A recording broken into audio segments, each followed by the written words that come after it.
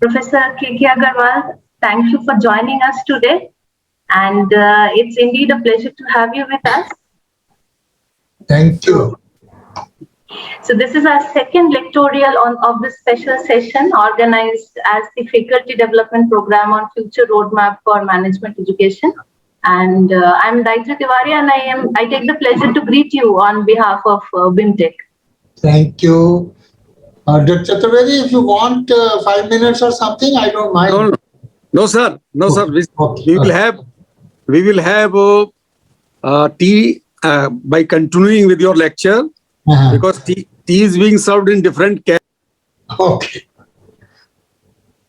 So, Professor Agarwal, so I take this opportunity to introduce you, but before that, a brief introduction about the theme of the lectorial today.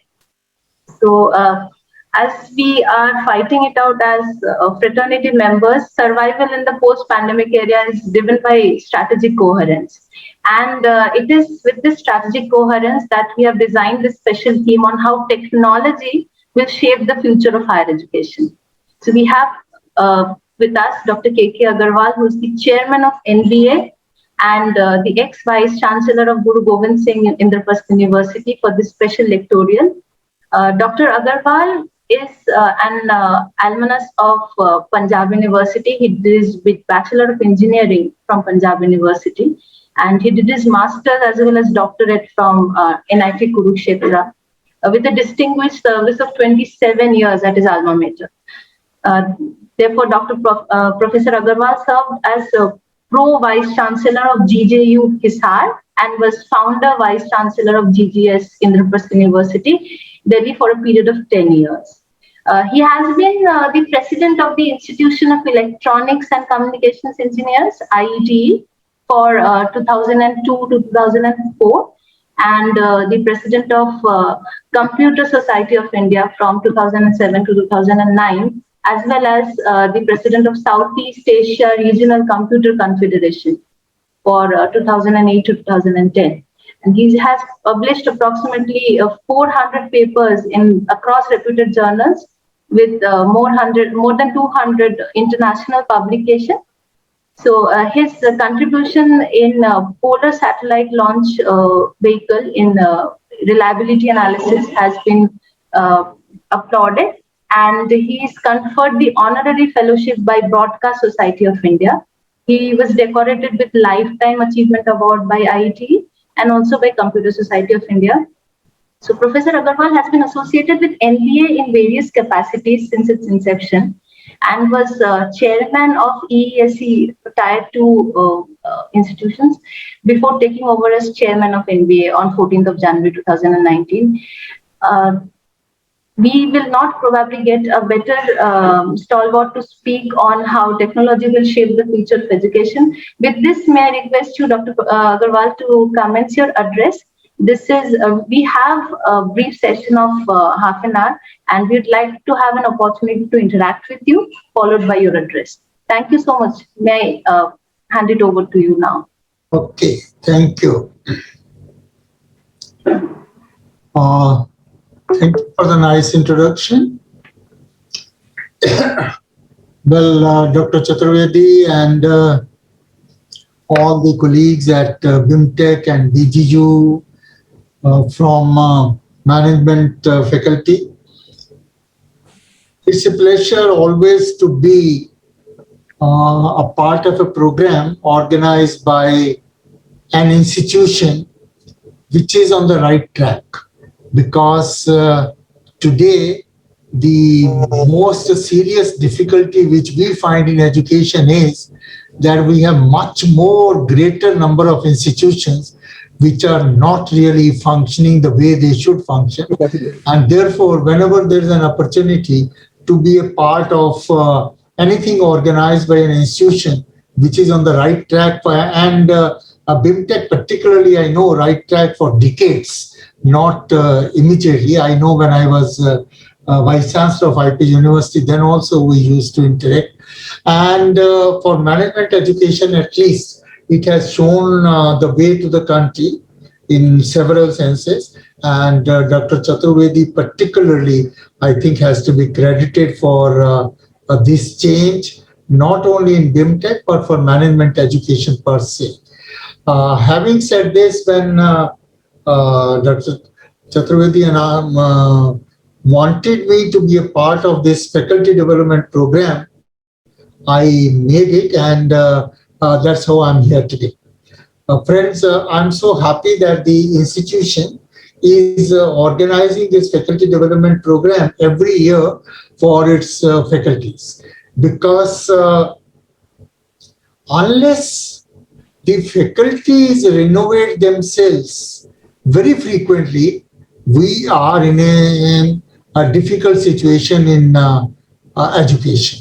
And that is what is something which bothers us many a times. I remember when I was discussing the annual convocation of a medical college with us, I did tell a statement. I said, when you doctors prescribe any medicine, you tell the patient, please be careful that the medicine is not expired. But have you ever bothered that whether your knowledge is expired or not? So the education is a continuum, and unless we keep on refreshing ourselves, keep on renovating ourselves, keep on learning new things, things do not come to the point which we wish to do that. So in that context, I was extremely happy over the thought of this, that Dr. Chaturvedi is organizing this FDP every year, and that idea itself has to be complemented, and I'm here for that purpose primarily. Number one. Number two, we are talking today, the topic which has been given to me by Dr. Chaturvedi is how technology will shape the future of higher education. I think the topic itself is already put into practice for reasons which we never wished to. We always felt like technology should be coming as a tool in education, but we never knew and never wished that it should force us. Technology should be taking over whether I wish it or not. And that is what happened in last 1.25 years, when all our education had to shift to technology-based education. Why I am raising this issue is that most of us adopted to the technology in education by force of circumstances, because COVID did not leave us with any choice but to resort to technology for education. And I repeat a sentence which I've repeated maybe 1,000 times, that teachers of this great country have to be complimented for ensuring the use of technology for education, and thereby making sure that the precious year of 33 crore students is saved. See, we right from school education to the university education, we had about 33 crore students, and if technology would not have been used, then things would have been at a real mess. So, and everybody resorted to technology. And I would just like a minute for you to appreciate, you are all teachers of management education, and therefore technology is not new to you, because management education has been using technology, has been talking about technology. But just extend your thought to the process that a sports teacher in a village teaching sports online, a drawing teacher in a village teaching drawing online. These are the people who had never touched a smartphone, who never knew what online education could be, but they came to the rescue and did that. Now, as far as higher education and particularly engineering and management education is concerned, technology was resorted to for the same reason. But I will cover two subtopics of the topic in this half an hour talk to the extent I can. First is what are the technologies needed by you for working as a management professional, and that means you means your students and your graduates. And second is technologies needed by you for learning. So I'll try to cover both these to some extent. And as I said, COVID forced us the use of technology, and even I'm talking to you is technology now, and you have been doing that all for more than a year now, and maybe a few months still to go. But having said that, you will also appreciate that by and large, our technology-assisted education has been replacing the classroom by speaking in front of the computer. Instead of speaking over the podium, I'm speaking in front of the computer, and I believe online education has been done. And similarly, the student, instead of sitting in the classroom, he is sitting in front of the screen, and he believes he is receiving education perfectly.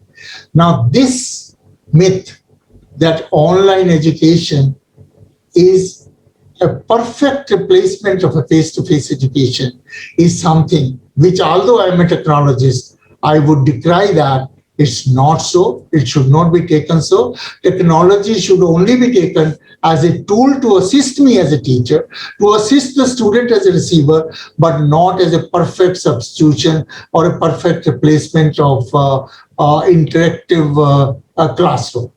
So now when I come to management education, because management was one of the strong areas of education when I founded the IP University in Delhi in 1998, and Dr. Chaturvedi and many of the management stalwarts were associated, they know that. But I always believe that the management education in this country has some unique features which other forms of education don't have. And today, when national education policy has already landed in the country, and you just had a lecture by Furqan Qamar on national education policy, I will just remind you something which national education policy wants and management education already practiced. First thing is diversity of subjects. Management education permitted the students who have graduated in arts, in sciences, in commerce, in engineering, in medicine, whatever. It is only in MBA class or PGDBM class that we could have students who have done BSc or BA or BCom or Bachelor of BTech or MBBS or whatever.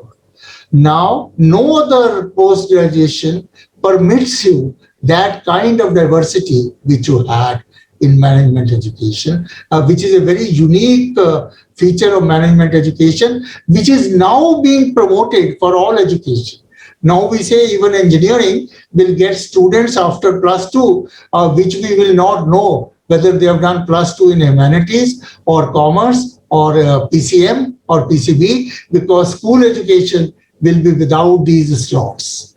So therefore, there would be something to learn from management education in the general higher education, how to design your curriculum in the face of a very great variety of input domains or intake qualification. Diversity of age groups is another thing. Maybe little less in formal education, but we always found in management education, particularly in the evening courses like FMS in Delhi and all that, father and son attending the class together, mother and daughter attending the class together, which has not been there in any other kind of education. Again, national education policy wants us to go in for that. Case study method, which management education did adopt starting from IIM Ahmedabad days, and if I go back from Harvard School, although I have reservations as to and has a little bad feeling that only few good management schools resorted to this case study, others were not adopting to that in some real sense. But the point is that the case study method was an accepted norm in management education, which now is being promoted for all kinds of higher education. Interdisciplinarity is another thing which is again built in into management education to some extent. We experimented several things. We had management education degrees being given in HR, finance, marketing, and then we believed that this may not be a very good classification. Then we went to sector specific, telecom management, infrastructure management, so on and so forth. We tried that. And then finally we came to innovation management, startup management, and so on and so forth. But the thrust is that the thread of management concepts remained all over, which again I find is missing in several areas of education. I remember very clearly when I went to Harvard Kennedy School of Governance, the director there told me, Professor Agarwal, we believed governance is governance. Governance is not political science 101 plus economics 101. Political science 101 plus economics 101 does not make governance 101. And I always believed management, commerce 101 plus economics 101 plus psychology 101 does not make it management 101. But many of our institutions believe that it is a algebraic sum of several subjects, and that makes it a management. And that is where we made a mess of management education in several substandard institutions, and thereby to some extent bringing bad name to management education per se, because management is a thread which had to be woven through. And again, why I'm saying all that is that the new education policy now gives all management education a chance to be a leader in demonstrating these attributes which are now demanded in all kinds of education. Now, when I come to the use of technology interventions, all the management students today, all the management graduates today will have to be very, very technology savvy. And unfortunately, I would again say, we have been pushed to the technology by COVID. But just imagine if COVID would not have been there, had we not taken to technology, we could have, the speed might not have been that much. But technology was a must, and you must have been exposed to all Industrial Revolution 4.0, which we have been already talking of for several years in several seminars and all that.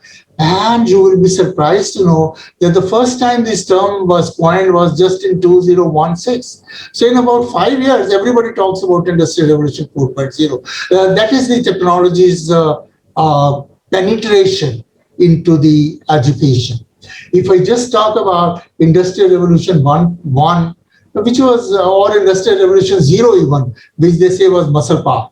Industrial Revolution 1 was water and steam power. Industrial Revolution 2 was electricity power. Industrial Revolution 3 was computer power. And Industrial Revolution 4.0, we still don't know what it is. It is a physico-cognitive system, it is cyber-physical system, flexibility of system, and so on and so forth. And people already say that the journey beyond Industrial Revolution 4.0 has already started. And in the lighter vein, I told somebody was wise enough not to call it Industrial Revolution 1, 2, 3, 4. They called it 1.0, 2.0, because they know that from 4 to 5, we might have to come through 4.1, 4.2, 4.3, because the transition will happen almost every day. And that's what happened. Today, when you talk about technology's penetration into management education, you cannot have a management graduate today who doesn't understand artificial intelligence, who doesn't understand augmented reality, who doesn't understand virtual reality, who doesn't understand machine learning, who doesn't understand Internet of Things, who doesn't understand robotics, who doesn't understand 3D printing, who doesn't understand blockchain and cryptocurrency, and so on and so forth. So therefore, technology will have to be very friendly with management education, and not only friendly, it will have to be made use of. Many of these tools, artificial intelligence, for example, will be made use of almost everywhere. I have been a student of computer science, and I know when I gave my very first lecture in computer science, I think 40 years ago in Kurukshetra University Academic Staff College, the title of my talk was CS requires CS, which I meant computer science requires common sense. So if you have enough of common sense, you can use computer science quite effectively. Then I think 20 years down the line, my another popular lecture was IT for IT, information technology for India's today. So we needed information technology if India had to advance. And now I think 1 year ago, I gave a talk on AI for AI.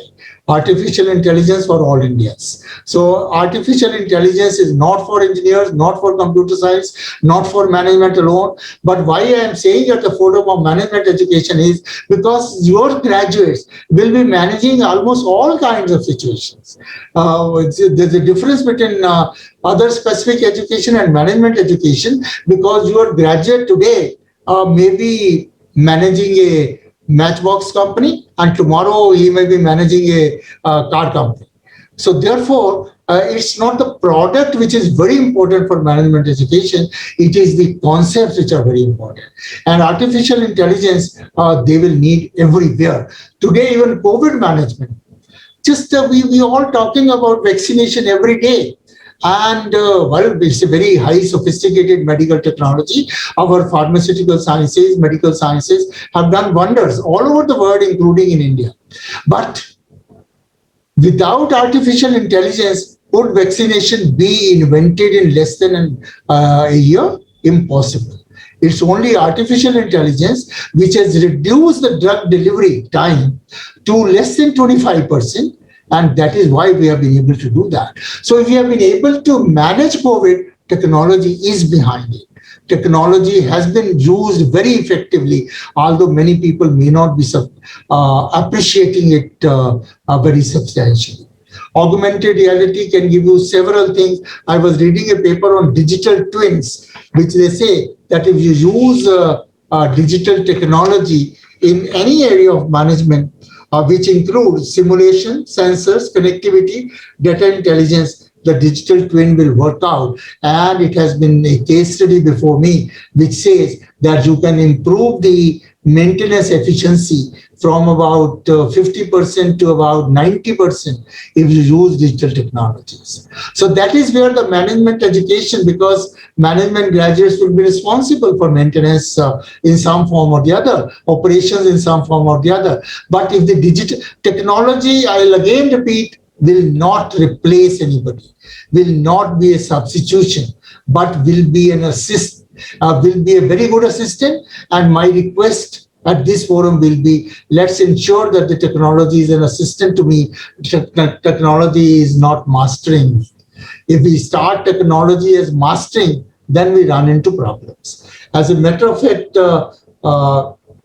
with my background of computer science, we keep on debating every day whether computers are more intelligent or human beings are more intelligent. And one of the very interesting article I read was, computers are becoming more and more intelligent, it's a fact, but it's probably also a fact that the man is becoming less and less intelligent and becoming more and more algorithmic. We want everything to be written in the form of an algorithm. Do this, then do this, then do this, then do that, and so on and so forth. And we forget in this process of algorithms that we kill the creativity in the process. As a matter of fact, when the first expert system, IBM Watson, was discovered in the world, they found taking a rocket to the moon is a much lesser problem than to teach how to fold clothes. Because see, excuse me, I might not have ever done it, but most of you know in your household, folding every cloth is a different art by itself. You can't fold a sari in the same manner as a shirt or this, and therefore what will be the computer algorithm for this? And therefore to find a robot which could fold clothes is more difficult than to design a robot which could take us to moon. So, but what we have done in the whole process is try to algorithmize everything being in the form of an algorithm.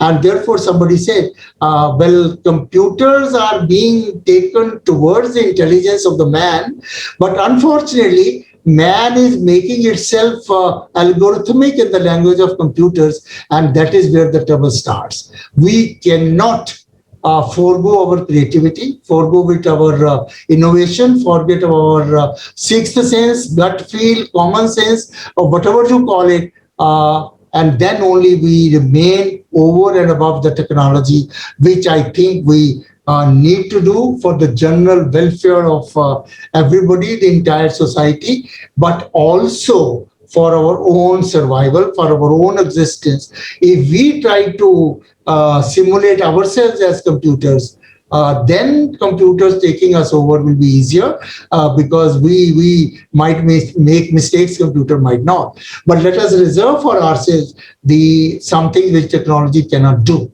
And there are many, many such things. You react in a different manner in the same to the same situation in a different way. A teacher doesn't take the class on Monday, and Dr. Chaturvedi reacts in a different manner. If he doesn't take it on Tuesday, he reacts in a different manner. Now, if you ask it to be explained this as to why, there's no explanation for this. But there are several reasons behind it. It may be the total collective situation and which technology cannot replace. And finally, technology will also have to work with the human beings to make it more effective. I came across a very interesting term which they call as cobotics. They say robotics will not replace everything, but you will have to have a collaborative robotics, meaning thereby that the human being and robots working together to make sure that we are able to deliver the goods, because you can't leave everything to the robots. If you the day you are able to leave everything to the robot, then I think your relevance is in danger, and which cannot be done. I again remember a fiction sort of thing which I studied a paper maybe 30 years ago. They say future factories may have only two employees, one a dog and another a human being. A human being to feed the dog at intervals, and a dog to ensure that the human being does not touch any machine, because machines will work by themselves, and that has to be allowed to go that way. That was a fiction, but then there are many situations where we find that this doesn't deliver. Ultimately, we still believe at the end of the day, it is humans' supremacy which gives us results on management, which gives us results on any creative aspect of education, which gives us results on any interdisciplinary problem, any complex problem. You can't solve a complex problem by following mathematical theorems.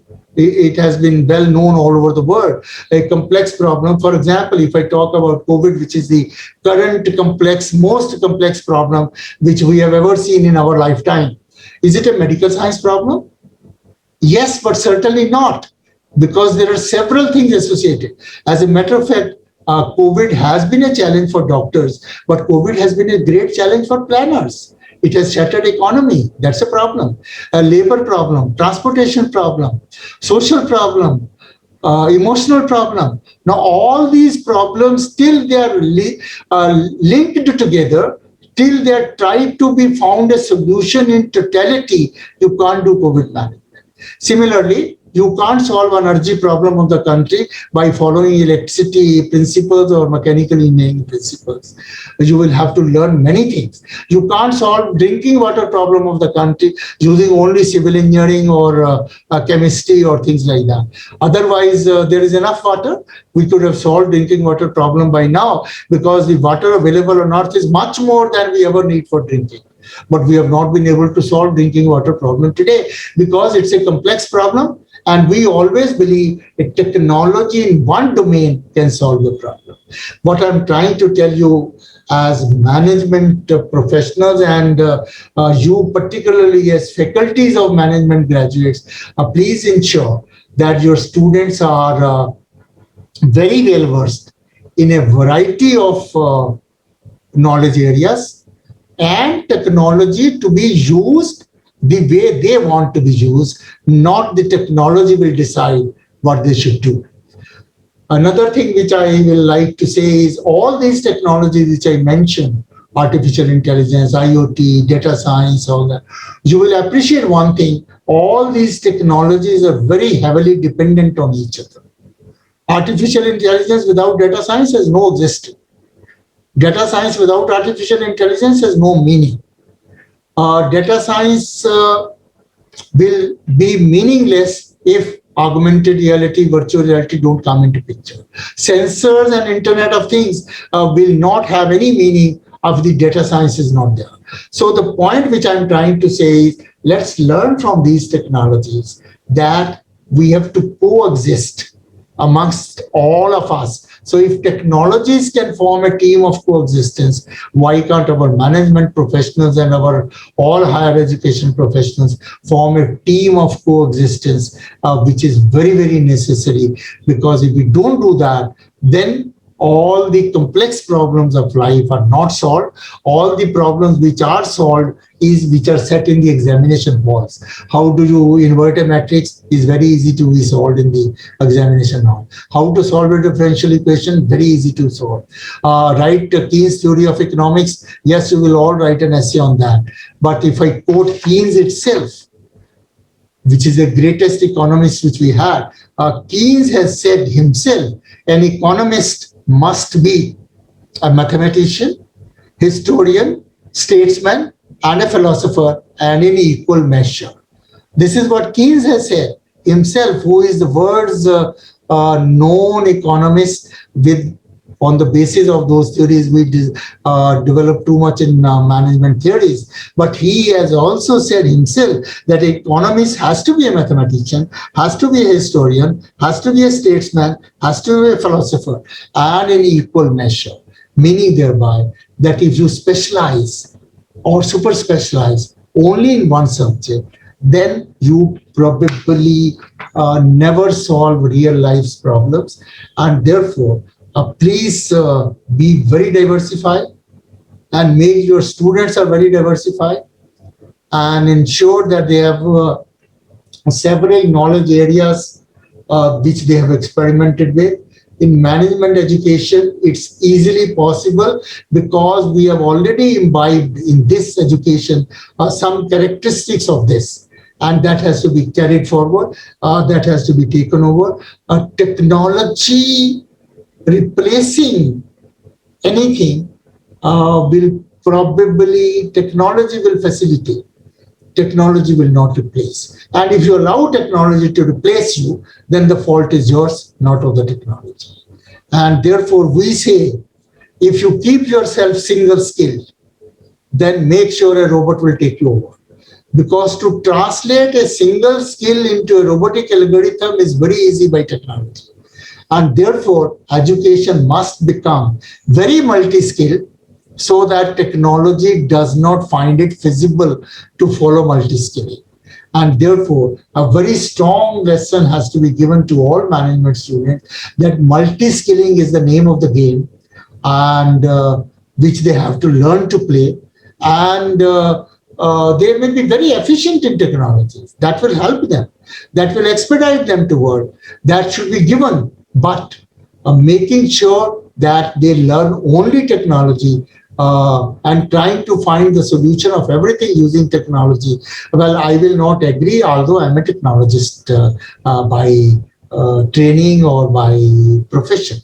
But over the periods of learning, I have learned technology can solve some of the things. Technology can probably expedite my thought process. Technology can expedite what I could have done in several months, maybe done in days. That's all right. But can they solve all issues, all problems? Definitely not.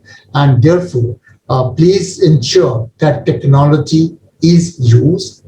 All these technologies are very comfortable to all management graduates, but let them not believe that the technology will do their job. The day they start believing technology will do their job, then technology will make sure that you are not required. So let's keep in mind that technology will be at my command. I will not be at technology's command. That has to be ensured. And second part of the use of technology, particularly when you are using technology for education, which you will continue to do for some time, for several reasons. Number one, this corona is not going to go away completely very soon. Although I hope now it's almost on the phase out factor, and we hope so. But online education in this process has given us many things. There are several areas of education which are very amenable to online education.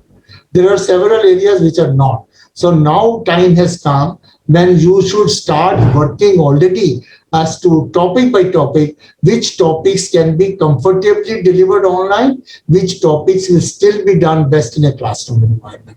I'm sorry, most of the institutions are still not doing that. We are becoming very cozy with online education and thereby not realizing what is being lost in the process. So, and as a science student, I believe there are several things which cannot be done online very effectively. Although theoretically, yes, and we have proved that it can be done. But is it the best way of doing it? Certainly not. So therefore, we have to go in for hybrid education, which has to stay on. And that will give rise to several models. For example, I personally believe that the same campus which is today okay for 1,000 students, may be okay for 1,500 students in blended mode, because much of the teaching will be done online. Not much, at least some of the teaching. So therefore, the whole paradigm has to change. But I know of several private universities which feel that the number of teachers can be reduced. Now that will be a mistake. Physical infrastructure can probably be reduced, but teachers will still be required on online education. As a matter of fact, you will have to spend more time with the students to explain to them the concepts online than you could do in the classroom. You will probably have to spend much more time in assessment, because the conventional methods of assessment will just not be good enough. Probably you might have to talk to a student for half an hour, each student, to assess him or her, which was not required. Earlier, you could mark an answer book in 10 minutes. And now you cannot do that. So therefore, I won't say technology will ever replace teachers. Maybe I'm selfish, but I certainly believe technology can help us. And technology-based teaching will be needed. And but technology replacing teaching will certainly not be the welcome thing. And therefore, to strike a balance between these two, how much technology should be used, when it should be used, where it should be used, and where I should say, no, I will have the best say. I will have the last word. That should come in and that should remain. And finally, I believe there are some traits which we can learn from technology, not as technology per se. See, technology fails, we don't mind. Even space missions have failed. Apollo mission had failed. Technology fails, we don't mind. But if as a human being we fail, we take it so seriously. See, in examination, if a student fails, he feels he is gone for life. If your marriage fails, you feel it's done. I'm ruined. And everything. But I was reading a beautiful paragraph, which I thought, normally I don't read the things, but I liked it so much, I thought I'll read. It says, man will be very happy if it learns to exist on the lines of the nature. And nature teaches us that effort can be wasted without any serious implications. And it's a beautiful law which has stated the law of wasted effort. It says, do you know that lions only succeed in a quarter of their hunting attempts, which means they fail in 75% of their attempts and succeed in only 25% of them, and we still call them Jangal Ka Raja. But if we fail 75% of the time, what happens, you know? And then it says, Despite this small percentage shared by most predators, they don't despair in their pursuit and hunter attempts. The main reason for this is not because of hunger, as some might think, but it is the understanding of the law of wasted efforts that have been instinctively built into animals, a law by which nature is governed. Half of the eggs of the fish are eaten. Half of the baby bears die before puberty. Most of the world rains fall in oceans, and most of the seeds of the trees are eaten by birds. Scientists have found that animals, trees, and other forces of nature are more receptive to the law of wasted efforts. Only humans think that the lack of success in a few attempts is a failure. But the truth is that we only fail when we stop trying. Success is not to have a life free of pitfalls and falls, but success is to walk over your mistakes, go beyond every stage where your efforts were wasted, looking forward to the next stage. And I believe because managers will be working in several situations, they must be very comfortable. Not that they should design to fail, but they should be very comfortable to use the failure as a next step to success, and then use technology, use other domain experts, use other resources to make sure of the success. So with these, some of these ideas, I think I should close my formal talk for some few minutes of interaction as the time permits. Thank you very much for giving me this opportunity. Thank you. Thank you so much, Dr. Agarwal. I believe we have interesting times ahead if we are being algorithmic and the computers are achieving artificial intelligence. That's something to look forward to. And it is this humongous amount of insight of 4 decades that you have been able to put across to us so simply. And it has been the witness to this evolution of how IT has changed for India today. Meanwhile, I take a minute to welcome Dr. Anil Sachdeva, founder and CEO of Grow Talent Company Limited and the School of Inspired Leadership Soil. He has joined us. Thank you for being there with us, sir. And due to the paucity of the time, may I request the audience for a few brief queries from Dr. Agarwal. I can already see Professor Shubhanjan Sengupta has sent a query in the chat box. So if I may just read it out to you, Professor Agarwal. Yeah. Yeah. So Dr. Sengupta writes that, respected sir, part of the constantly changing business environment is evolving AI and IoT. While the other part is immense challenge in becoming a responsible, sustainable, and entrepreneurial society. So shall we not say that the focus of management education is not learning technology per se, but rather the role of management education in understanding the wicked problems and grand challenges at level of firm, society, and industry. At part of that is understanding how technology can be used, while the other part is about understanding the human side of the problem. So looking forward to your views, sir. Well, I think maybe the question was written in between the talk or something.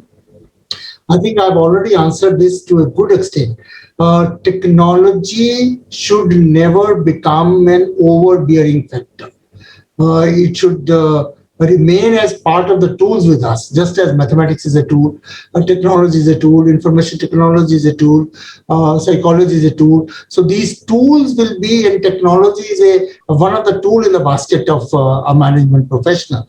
Otherwise, you will have to be, I think more important attributes will be creativity, will be more important attribute, risk taking, sustainability. Now, I mean, I think the other day we were saying that world adopted sustainability development goals and 2013, and we have hardly done anything all over the world really towards fulfillment of those goals. Had we done that, COVID all over the world would not have been as damaging as it has become, because our sustainability was in the papers and the books and the conferences, but sustainability actually in practice was far too less than it should have been. I, as Chairman, National Board of Accreditation, we were having a Washington Accord meeting, and I have suggested, and now very seriously work is being done, that the 12 graduate attributes which we have listed for an engineer all over the world, awareness of sustainability should be one of the essential attributes which should qualify you to be a graduate. Because unless those things are attributed to, because and then we many a times, I mean, we as engineers or managers, we always believe development will be stopped if we care too much about sustainability. Now it's a myth. Sustainability and development can coexist. We'll have to learn to coexist, and that's the challenge. So today's challenge is many things which look dichotomy amongst each other will have to learn to coexist, and that need will be there for all graduates. And again, I repeat, more so for management professionals, because your domain will keep on changing. Most of your graduates will probably change about 10 jobs during their lifespan. That's the statistics. And these 10 jobs may have nothing to do with each other. Job number 1 and job number 4 may be totally disjoint. And therefore, the basic attributes which are important. I mean, I was reading about Elon Musk. He says, master the fundamentals. Keep your mind open to creativity and innovation, and you are a manager. Forget about it. Because you will be able to manage everything. You will be able to do the things. The point is, the query which has listed certain attributes, I definitely agree. I think it's more of an observation than a question, and I fully endorse this. Can I just ask one short one? Yeah, sure. Sir, my question was that do you think that technology management should be an essential part of managerial students' learning? Technology management, what do you mean really by what you have in mind? Management of technology, because technology has become so important for us. And if we do not manage, we do not ascertain what is going to happen, what we do not catch up quickly. So ultimately, as a manager, we are going to be falling short to apply it when it is needed most. No, that's okay. That's okay. I agree with you. Managing technology, yes, fine, will be required. But I only say and again repeat, believing that the technology will be able to do my job will be a mistake. But managing technology, yes. And you will again have more and more technologies every day coming to the front. And therefore, again, managing technology more as an attribute than which technology. Because today, if you learn Fortran, then tomorrow you are outdated. Then you learn C, then you are outdated. Then you learn Java, then you are outdated. So therefore, they say now, learn how to learn a language. Instead of focusing on learning a particular computer language, it's better to learn how to learn a language, which they call as meta skills. And you will find children are many times much better than us in learning a language. If people are transferred from, say, UP to Karnataka, children learn Kannada in 1 month, while we take 2 years to learn it. So therefore, more and more we are learned, more and more we are focused, and more our grooves are tight. So management professionals will have to make sure that they are good in fundamentals, but they do not make grooves so deep that they find it difficult to come out of it.